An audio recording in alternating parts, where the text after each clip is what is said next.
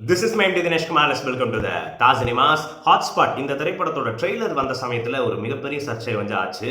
Press மீட்டில் வந்து press reporters எல்லாம் வந்து பயங்கரமாக கொந்தளிச்சு பேசின வீடியோஸ் நம்ம எல்லாம் வந்து பார்த்தோம். அந்த ட்ரெய்லரோட கமெண்ட்ஸில் வந்து எல்லாருமே வந்து அந்த டைரக்டரை வந்து கட்டபடியே வந்து திட்டி தான் வந்து எல்லாருமே என்னடா இப்படிலாம் படம் எடுக்கிற அப்படின்னு கேள்வி கேட்டு தான் வந்து எல்லாம் கமெண்ட் பண்ணிட்டு இருந்தாங்க. பட் இந்த டைரக்டர் விக்னேஷ் கார்த்திக் அவர்கள் வந்து ரொம்ப வருஷம் முன்னாடியே யுவர் ஷேம்ஃபுல்லி அப்படின்ற ஒரு ஷார்ட் ஃபிலிம்ஸ் நிறைய எபிசோடிக்காக வந்து பண்ணியிருப்பாரு. அதுலேயே கண்டென்ட் இப்படி தான் இருக்கும். மேலோட்டமாக நம்ம டீசர் ப்ரோமோ வந்து பார்க்குறப்ப ஒரு ஷாக்கிங்கான ஒரு கண்டென்ட் என்னடா இப்படிலாம் படம் எடுக்கிறாங்கன்னு தோணும்.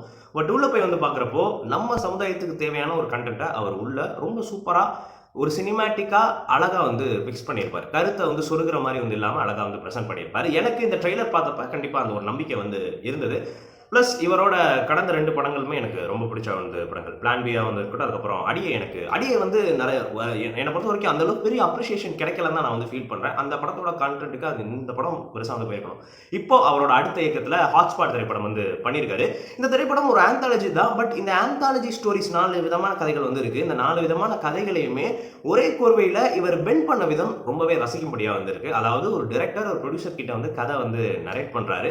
அந்த நரேஷனில் தான் அந்த 4 கதையும் வந்து சொல்றாரு. அந்த ப்ரொடியூசரை வந்து இப்போ ஓகே பண்ண வைக்கணும், அதே மாதிரி ஆடியன்ஸ்க்கும் இந்த ஸ்டோரியை வந்து கன்வே பண்ணணும். அந்த நரேஷனுக்குள்ளேயே நிறைய ட்விஸ்ட் அண்ட் டர்ன்ஸ் எல்லாம் வந்து அழகா அதில் ஒரு ஆந்தாலஜி 4 கதைன்னா அந்த நரேஷனுக்குள்ள அந்த நரேஷனோட காட்சிப்படுத்தல் மினிட்ஸ் எல்லாம் ரொம்ப கம்மி தான். பட் அதையுமே ரொம்பவே இன்ட்ரெஸ்டாக வந்து ப்ரெசென்ட் பண்ணியிருந்தாரு. முதல் கதை ஆதித்யா பாஸ்கர், அதுக்கப்புறம் நம்ம கௌரி கிஷன் 96ல் பார்த்த நம்ம அந்த யங் பேர் அவங்க வந்து நடிச்சிருக்காங்க. ஒரு ஷாக்கிங்கான மூமெண்ட்டோட தான் அந்த கதை வந்து ஆரம்பிக்குது. அதாவது இந்த ஆல்டர்னேட்டிவ் யூனிவர்ஸ் மாதிரி ஒரு கதையை வந்து காட்டுறாங்க. அதில்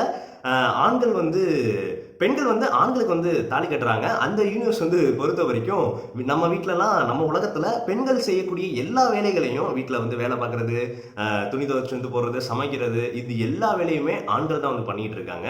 இடத்துலையுமே வந்து மருமகள் மாமியார் சண்டை தானே வந்து இருக்கும். ஆனால் அந்த யூனிவர்ஸில் வந்து மாமனார் மருமகன் சண்டைலாம் வந்து நடக்குது.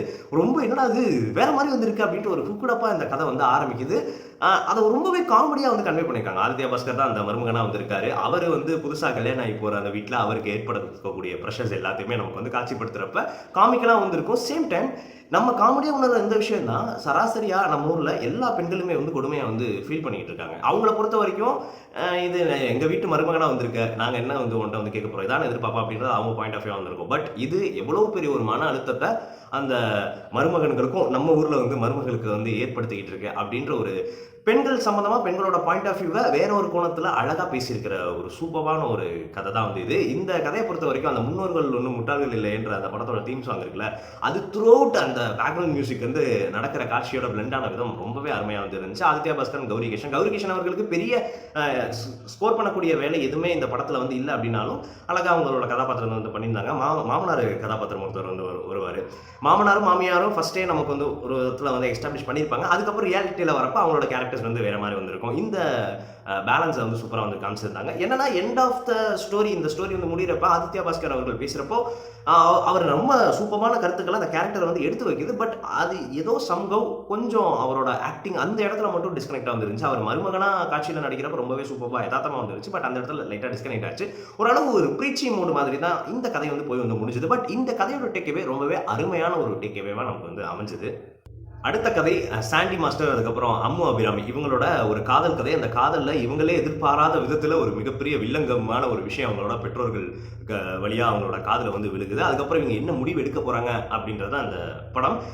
இந்த கான்ஃப்ளிக்ட் வந்து பொதுவாக இந்த கிராமப்புறங்களில் ஜாஸ்தி வந்து நடக்கும். ஒரு 2 பேர் வந்து லவ் பண்ணுறாங்க அப்படின்னா அவங்க வந்து அந்த லவ்வை வந்து வீட்டில் சொல்கிற டைமில் பெற்றோர் வந்து ஒரு மிகப்பெரிய குண்டை தூக்கி வந்து போடுவாங்க. அவன் உனக்கு வந்து அண்ணன் முறை வந்து வேணும், அவனெலாம் நீ வந்து லவ் பண்ணக்கூடாது, அந்த பொண்ணு உனக்கு தங்கச்சி முறை வேணும் இப்படின்றது. அதுக்கப்புறம் அவங்களே வந்து பைசல் பண்ணி வந்து இதெல்லாம் வந்து சால்வ் பண்ணி வைப்பாங்க. பட் இங்கே கேள்வி என்னன்னா, இது யாரோட தப்பு அவங்களுக்கு தெரியாது. ஒரே ஒரு அந்த படத்துலையுமே அந்த கான்ஃப்ளிக்டை ஹேண்டில் பண்ண விதமே அழகாக வந்து இருக்கும். அவங்க தெரியாமல் தான் காதல் வந்து படுறாங்க. இது அவங்களோட தப்பும் வந்து கிடையாது.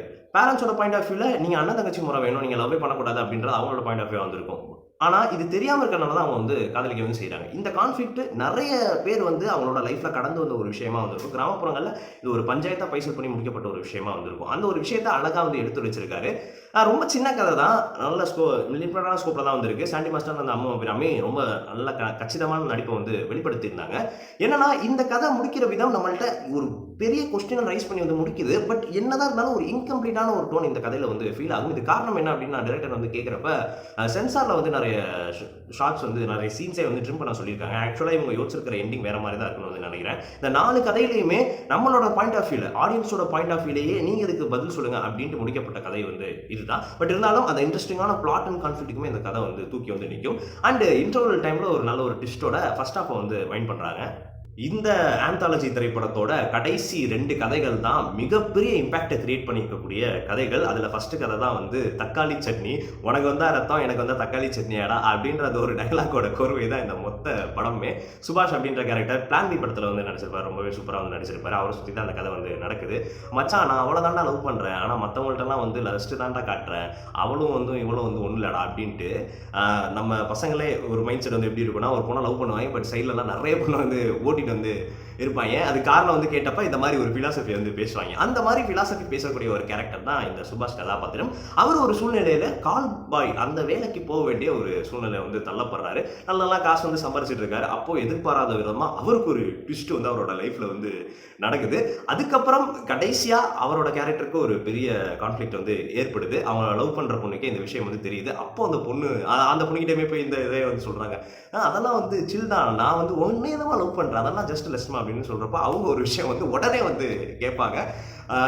இந்த கதை வந்து நிறைய சிக்கலான விஷயங்களை டேபுவா நம்ம நினைக்கக்கூடிய நிறைய விஷயங்களை வந்து பேசியிருக்கு.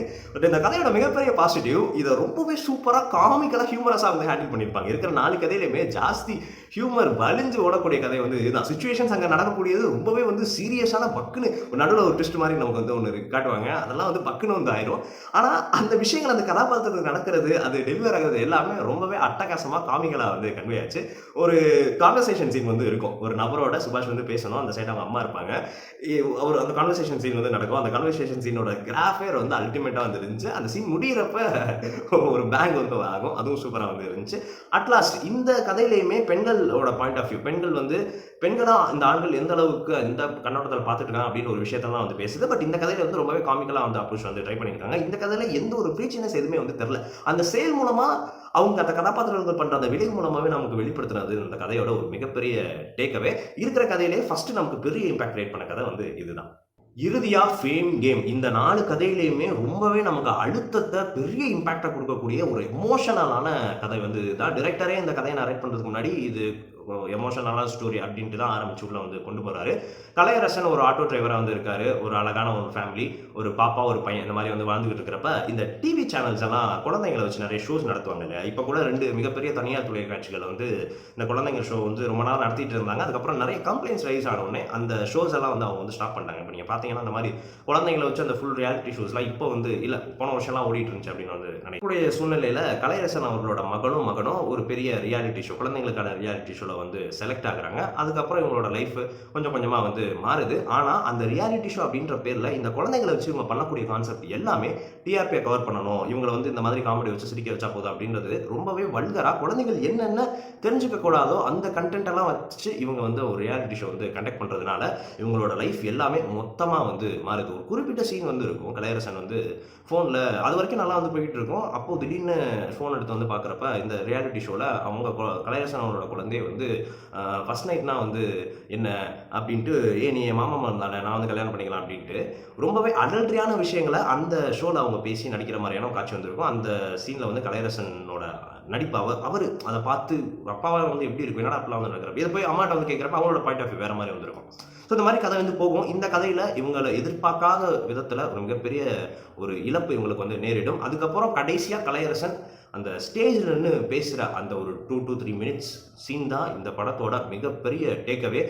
இது வெறும் ரியாலிட்டி ஷோ மட்டும் இல்லை, ஒரு ஃபேமஸ்காண்டி வியூஸ்காண்டி யூடியூப்ல அவங்களோட குழந்தைங்களை ரீல்ஸ் பண்ண வைக்கிறாங்களா, வந்து இன்ஸ்டாகிராமில் ரீல்ஸ் பண்ண வைக்கிறாங்களா வந்து இருக்கட்டும், நிறைய வந்து கண்டென்ட் பண்ணுமா, நீ இந்த மாதிரி பண்ணிக்கிட்டே இருமா, நமக்கு ஃபேம் தாமா முக்கியம் அப்படின்ட்டு ஒரு குழந்தைங்களை புஷ் அவுட் பண்ணக்கூடிய அவங்களோட பேரண்ட்ஸ் இதுவாக வந்து இருக்கட்டும், அவங்களோட குழந்தை பருவத்தை பறித்து ஒரு இந்த ஃபேம் தான் வேணும், நீ இதெல்லாம் வந்து பண்ணணும் பாரு, அந்த குழந்தையெல்லாம் எப்படிலாம் டான்ஸ் பண்ணுறா, அந்த குழந்தை எப்படிலாம் பாட்டு பாடுறா, நீ இதை பண்ண அப்படின்ட்டு புஷ் அவுட் பண்ணுற எல்லா பேரண்ட்ஸுக்குமே இந்த படம் ஒரு மிகப்பெரிய ஒரு செருப்படி வந்து கொடுக்கும். அவங்களுக்கு ஒரு பெரிய டேக்அவே வந்து கொடுக்கும். அவங்களோட மனசை கண்டிப்பாக வந்து மாற்றும். ஏன்னா நம்ம இது இயல்பாக வந்து கடந்து போயிடுவோம் இந்த விஷயங்கள் எல்லாத்தையும். ஆனால் இது வளரக்கூடிய எல்லா குழந்தைகளையுமே மொத்தமாக வந்து பாதிக்கும். இங்கே குழந்தைகளுக்கு தேவையில்லாமல் ஏற்படுத்தக்கூடிய இந்த பாலியல் விஷயங்கள் எல்லாத்தையுமே அது அந்த குழந்தை சமுதாயத்தையும் மொத்தமாக வந்து பாதிக்கும். அந்த கதையில் வந்து ஒரு 15 வயசு கேரக்டர் பையனை பற்றி ஒரு விஷயம் வந்து வரும். அதெல்லாம் வந்து அவங்க எடுத்து சொல்கிறப்ப உண்மையிலேயே அதுதான் இங்கே நடக்கக்கூடிய குழந்தைகளுக்கு எதிராக நடக்கக்கூடிய குற்றங்களுக்கு ஒரு பெரிய ஆணிவேரா வந்து செயல்பட்டு இருக்கு.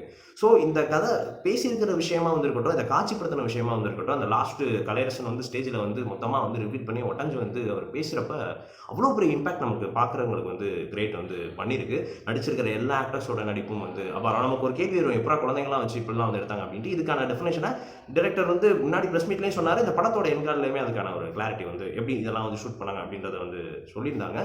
இந்த கதை கண்டிப்பாக எல்லா பேரண்ட்ஸுமே ஷுவராக வந்து பார்க்கணும். அவங்க இது பார்க்குறப்போ அவங்க பண்ணக்கூடிய தவறுகள் எல்லாத்தையுமே அவங்க வந்து கண்டிப்பாக வந்து ரியலைஸ் பண்ணுவாங்க. மொத்தத்தில் இந்த ஹாட்ஸ்பாட் திரைப்படம் நான் இந்த வருஷம் 2024 பார்த்த தமிழ் படங்களே ரொம்பவே இம்பாக்ட் ஏற்படுத்தின ஒரு திரைப்படம் தான் இந்த ஹாட்ஸ்பாட். நான் போய் வந்து பயங்கரமாக வந்து ரசித்தேன். நிறைய டேக்அவேவும் நிறைய கருத்துக்களும் இந்த படத்தில் வந்து எடுக்க வந்து முடிஞ்ச அளவு இது எல்லாத்தையுமே பிரிச்சு வந்து கொடுக்காம அந்த கதையோட இன்ட்ரெஸ்டிங்கான கதையோட பில்ட் பண்ணி அழகாக வந்து ப்ரெசென்ட் பண்ணியிருக்காரு விக்னேஷ் கார்த்திக் அவர்கள். இது அடல்ட் ஒன்லி திரைப்படம். இந்த படம் வந்து குழந்தைகளுக்கான படம் வந்து கிடையாது. பட் கண்டிப்பாக பேரண்ட்ஸ் எல்லாருமே இருக்கக்கூடிய யங்ஸ்டர்ஸ் எல்லாருமே பார்த்து இந்த படத்தில் இருக்கக்கூடிய விஷயத்த கண்டிப்பாக அவங்க வந்து ஒரு லெசனாக வந்து எடுத்துக்கணும். பட் இந்த திரைப்படம் வந்து சர்டிஃபிகேட்டாக இருக்கிற காரணத்தினாலேயே ஏகப்பட்ட சிட்டிஸில் வந்து ஷோஸ் எல்லாமே ரொம்பவே கம்மியாக தான் வந்து கொடுக்கப்பட்டிருக்கு. ஸோ முடிஞ்ச அளவுக்கு ஷோஸோட கன்வீனியன்ட்லாம் பார்த்து நீங்கள் வந்து போய் வந்து கண்டிப்பாக தேட்டரில் போய் வந்து பார்த்து சப்போர்ட் பண்ணிங்கன்னா நல்லா இருக்கும். ஏன்னா இந்த மாதிரியான திரைப்படம் தான் நம்ம தமிழ் சினிமாவே அடுத்த கட்டத்துக்கு வந்து கொண்டு போகும். மலையாள சினிமா ஜெயிக்கிறாங்கன்னா அவங்க இந்த மாதிரி அவுட் ஆஃப் த பாக்ஸ் கதையெல்லாம் யோசிச்சு அதை அழகாக வந்து ப்ரெசென்ட் பண்ணுறாங்க. அதனால தான் அவங்க ஆடியன்ஸ் அவங்க வந்து ஜெயிக்க வச்சுட்டு இருக்காங்க. இந்த மாதிரியான தலைசிறந்த திரைப்படங்கள் வரப்போ நம்ம போய் வந்து சப்போர்ட் பண்ணி அவங்களுக்கு ஹெல்ப் பண்ணால் தான் இந்த மாதிரியான அடுத்தடுத்து நல்ல திரைப்படங்களும் வந்து வரும். விக்னேஷ் கார்த்திக் அவர்களுக்கு வாழ்த்துக்கள். இந்த டேபுவா இதெல்லாம் பேசக்கூடாது அப்படின்ட்டு வந்து நம்ம ஒதுக்கிட்டு இருக்கிற எல்லா விஷயங்களையுமே தொடர்ந்து விக்னேஷ் கார்த்திக் அவரோட படத்தில் வந்து பேசி அதில் சக்ஸஸும் வந்து எடுத்துகிட்டு இருக்காரு. அவர்களுக்கு ஒரு மிகப்பெரிய வாழ்த்துக்கள்.